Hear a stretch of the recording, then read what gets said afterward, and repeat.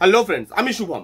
দুদিন ধরে ঠান্ডা গরম লেগে এত শরীর খারাপ হয়েছিল যে আমি রিভিউ করতে পারিনি ঠিক মতো। যাই হোক, এখন এই ভিডিওতে একটা বাংলা সিনেমার ট্রেলার এবং একটা বাংলা সিনেমার টিজার নিয়ে কথা বলবো। প্রথমে ট্রেলারটা নিয়ে কথা বলি। ব্রহ্মার্জুন বলে একটা সিনেমা আসছে, আপনারা সবাই জানেন। সৌভিক দে এটাকে ডাইরেক্ট করছে এবং মেন লিডে আছে অনিন্দ, রোহান এবং আরো অনেকে।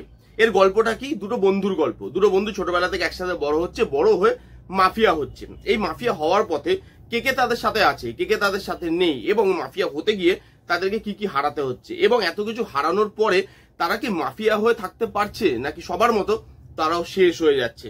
এই সবকিছু নিয়ে এই সিনেমাটা হতে চলেছে। এবার এই ট্রেলারটার মধ্যে আসি কি কি ভালো লাগলো। দেখুন, ট্রেলারটা কিন্তু খুব একটা খারাপ লাগেনি, আবার আউটস্ট্যান্ডিং বা আউট অফ দ্য বক্স কিছু ট্রেলার সেটাও আমার মনে হয়নি। কিছু ভালো দিক আছে, সেটা নিয়ে আমি কথা বলি। প্রথমত এর যে ট্রিটমেন্টটা কিন্তু খুব রুটেড। এই যে যারা দুজনের গল্প বলা হচ্ছে, সেই দুজন কিন্তু রুট থেকে বড় হচ্ছে।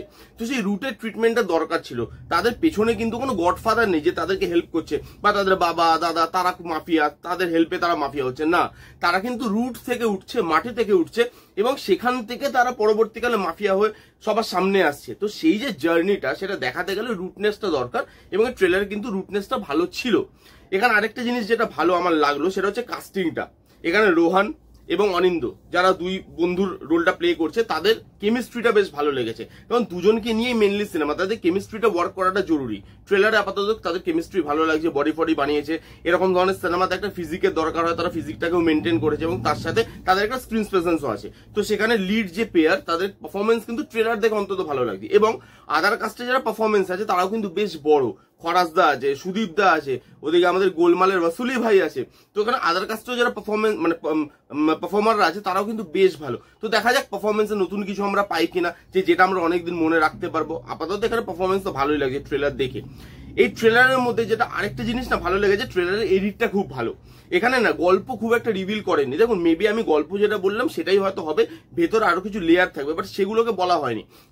মানে জাস্ট বেসিক গল্পটা আমাদের সামনে তুলে আনা হয়েছে, এবং ট্রেলারটা কিন্তু ক্রিস্প করা হয়েছে, ছোট করা হয়েছে, ভালো লাগছে দেখতে। এবং এই ট্রেলারটা না একটা প্রিমিয়ামনেস কিন্তু আপনাকে দেয়। বাংলা সিনেমার যা বাজেট, সেই বাজেটটাকে যদি আমরা মাথায় রাখি, একটা প্রিমিয়ামনেস দেয়। এর লুক অ্যান্ড ফিল থেকে শুরু করে, এর যে কালার টোন সেটা থেকে শুরু করে, কাস্টিং থেকে শুরু করে, একটা প্রিমিয়ামনেস কিন্তু বেসিক একটা প্রিমিয়ামনেস কিন্তু আপনি পাবেন। এই ছিল মোটামুটি পজিটিভ দিক। এবার যদি নেগেটিভ দিকে আসি, দুটো জিনিস আমার নেগেটিভ লেগেছে। ফার্স্ট হচ্ছে বিজিএম। এরকম ধরনের সিনেমা যদি এক্সাম্পল দিত, রিসেন্টলি খাদানকে আমরা ভালো একটা এক্সাম্পল বলতে পারি। খাদানে দেখবেন বিজিএমটা কতটা আপলিফট করে দেয় সিনেমাটাকে অনেকটা জায়গায়। সিনেমা যেমনই হোক না কেন, কিন্তু খাদানের বিজিএম আউটস্ট্যান্ডিং ছিল। এখানে এরকম ধরনের সিনেমাতে বিজিএমটা খুব ভালো হওয়াটা জরুরি, বাট এই ট্রেলারে বিজিএমটা সেভাবে আসেনি। এবং এখানে অ্যাকশনগুলো না খুব কাঁচা থেকে গেছে। অ্যাকশনগুলোতে আপনি বুঝতে পারবেন যে হ্যাঁ, এখানে বাজেটের রেস্ট্রিকশন ছিল। বাকি লুক অ্যান্ড ফিল বা রুটনেসে সেই জিনিসটা বোঝা যায় না, প্রিমিয়ামনেসটা দেয় যেটা আমি বললাম।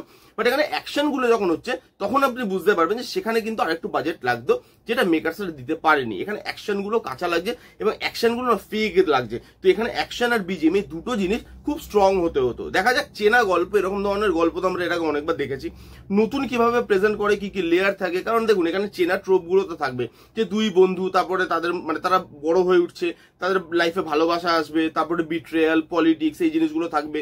দুই বন্ধু একে অপরের থেকে দূরে চলে যাবে, সেই জিনিসগুলো তো থাকবে। বাট এছাড়া আর কি থাকে নতুন? এই গল্পের মধ্যে আমাদেরকে নতুনত্ব কি প্রোভাইড করতে পারে, সেটাই দেখার। আপাতত ট্রেলারটা আমার খারাপ লাগেনি, মোটামুটি একটা ট্রেলার লেগেছে। আপনারা কারা কারা দেখেছেন কমেন্ট করে জানেন যে আপনাদের কিরকম লাগলো।